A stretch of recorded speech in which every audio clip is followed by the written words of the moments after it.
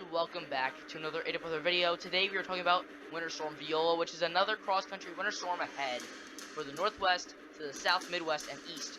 Today we're taking a look at the western part of the system, and the eastern part of the system will be coming later this week as this is a cross-country snowstorm. If you like this video, make sure to like, comment, subscribe, and hit the bell. Now let's get right on into it. Now another winter storm will be tracking from the Northwest to the South, Midwest, and East this week.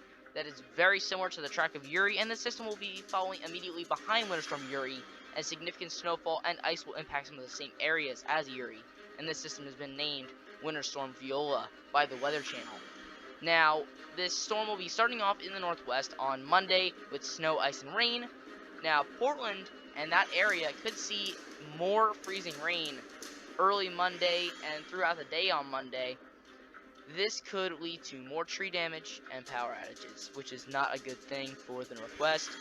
And eventually all areas and locations along the Interstate 5 corridor, including Seattle, should change over to rain on Monday, bringing an end to some recent siege of snow and ice, as the Weather Channel puts it here.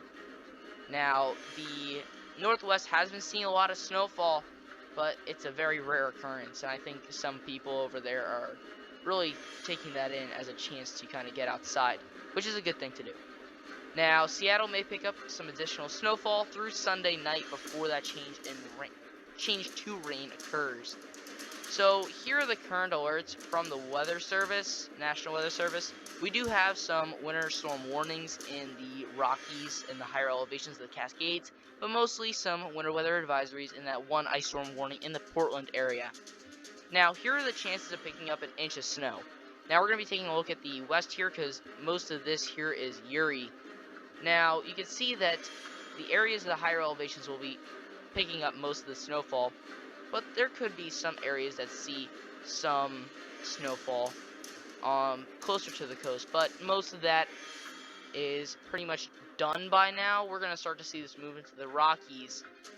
And by the time you're seeing this, this should be mostly in the Rockies. Now, eventually this will be moving into the south and eventually up into the northeast later this week, looking at Wednesday, Thursday for that time frame. Now let's take a look at the NAM and take a look at some of the model data. So here is Viola, right up here. Not much until it really starts to come onto the coast. Then you can see this is a very quick shot of some snow and rain, but it does still make a pretty big impact with some moderate to heavy snowfall and rainfall totals. But eventually that moves out. That low pressure is not as strong as Uri was as it moved onto the coast, and that low pressure kind of lingers a little bit longer in the mountains as Uri kind of pushes out, and then eventually we'll see this start to move out into the plain states, dumping some more snow, ice, and a bunch of wintry precipitation. And then we start to see this start to move into the northeast. But we'll talk about that later this week. Let's take a look at our snow and ice totals for the northwest. So let's start right about here. And you can see that most of our snow that will be occurring in the mountains areas could be seeing 2 feet plus. And some of the areas along the coastline should be seeing very minimal amounts. This snow will be a very quick hitting storm, as well as it'll be switching over to some rain and starting to get back to a little bit of normal weather back there in the northwest. Now, in terms of ice, we're going to be seeing significant amounts of ice, but not as much as Uri. And Uri really did drop a lot of ice there, but you could see some areas picking up close to a quarter to a half an inch of ice in select spots.